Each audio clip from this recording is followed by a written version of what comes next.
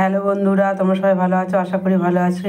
আজকে নতুন ভিডিও নিয়ে চলে এলাম। আজকে হচ্ছে লাউ দিয়ে মুগের ডাল করব। সবাই তো এমনি ডাল খাও, আর এমনি ডাল লাউ দিয়েও ডাল খাও। আমি কীভাবে লাউ দিয়ে ডাল বানাই তোমাদের সঙ্গে শেয়ার করতে চাই। দেখো পুরো ভিডিওটা কীভাবে, মানে সবাই সব রকম তো বানায় না, কে কীরকম বানাতে জানি না, না দেখালে কী করে জানবো? তোমারটা আমি শিখবো, আমারটা তুমি শিখবে, তাহলেই তো শেখা হবে। যারা রান্না খুব করতে ভালোবাসে, কারোরটা দেখে কারোর শিখলে খুব ভালো লাগে। একঘেয়ে একই রান্না ভালো লাগে না। দেখো চলো রান্নাটা কীভাবে করছি। লাউ ডাল দেখো, এই যে মুগ ডাল লাল লাল করে ভাজা হয়ে যাচ্ছে। এবার জলে একটু ধুয়ে নেবো, দিয়ে বসিয়ে দেবো সিদ্ধ হতে। ডাল সিদ্ধ বসিয়ে দিয়েছি। আমি একটু কথা গুছিয়ে বলতে পারি না বন্ধুরা, নতুন তো শিখে যাবো। সবাই কি প্রথম কি জানে, শিখে গেছে সবাই। কিছু কিছু লোক তো দেখেছি কথা গুছিয়ে বলতে এখন খুব সুন্দর সুন্দর। আমিও হয়তো পেরে যাবো, তোমরা আশীর্বাদ করো, তোমরা পাশে থাকো, ঠিক দেখবে তোমরা সাহস জগলে আমি এগিয়ে যাবো। ঠিক ডাল সিদ্ধ হয়ে গেছে, হালকা সিদ্ধ করেছি। আর তো সব ফোড়ন দেবো, কারণ লাউটাকে সিদ্ধ আর একটু ফুটবে, তো ওই জন্য হালকা সিদ্ধ। আবার বেশি ডাল ফুটে গেলে আবার বাজে লাগবে। হালকা সিদ্ধ করেছি, লাউটাকে কষিয়ে আবার দেবো, ফুটবে, লাউটা সিদ্ধ হবে, তাহলে ডালও সিদ্ধ হয়ে যাবে। হয়ে গেছে, এবারে ফোড়ন দেবো, তেজপাতা, জিরে, শুকনো লঙ্কা ফোড়ন দেবো।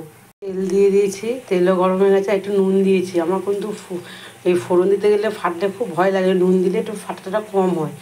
দেখো দিচ্ছি, এই যে জিরে, শুকনো লঙ্কা, তেজপাতা ফোড়ন, দেখেছো ফাটাটা কম হলে, এমনি দিলে কি ফাটে কি বলবো।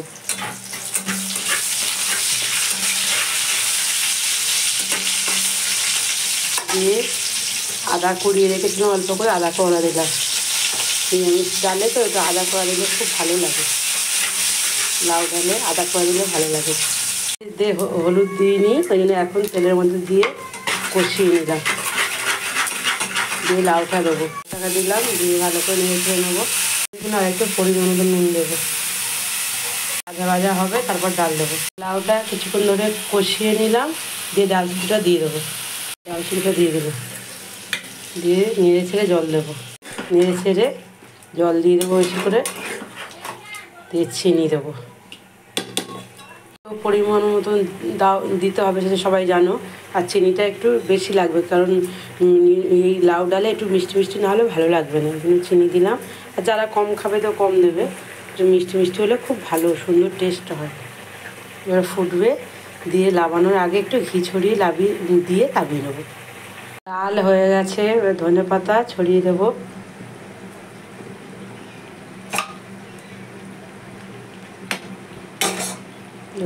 একটু ঘি দিলাম, টক করে ফুটবে, চারিদিকে নেড়ে চেড়ে নেবো। যা গন্ধ বার হয়েছে বন্ধুরা, লাউ ডাল, যারা ডাল খায় না আপনিই দেখে খেতে ইচ্ছা করবে। দেখো ও দেখো বন্ধুরা, লাউ ডাল রেডি হয়ে গেছে। ও গরম ভাতের সঙ্গে যা লাগবে বন্ধুরা, তোমরা একবার বাড়িতে বানিয়ে খেয়ে দেখো। আমি এইভাবেই বানাই, তোমরা কীভাবে বানাও আমাকে দেখো। আমি এইভাবে বানাবো, আমি তোমাদের দেখাচ্ছি। দেখো, দেখলে ভালো লাগলে কমেন্ট লাইক করো। দেখো বন্ধুরা, লাউ ডাল রেডি হয়ে গেছে।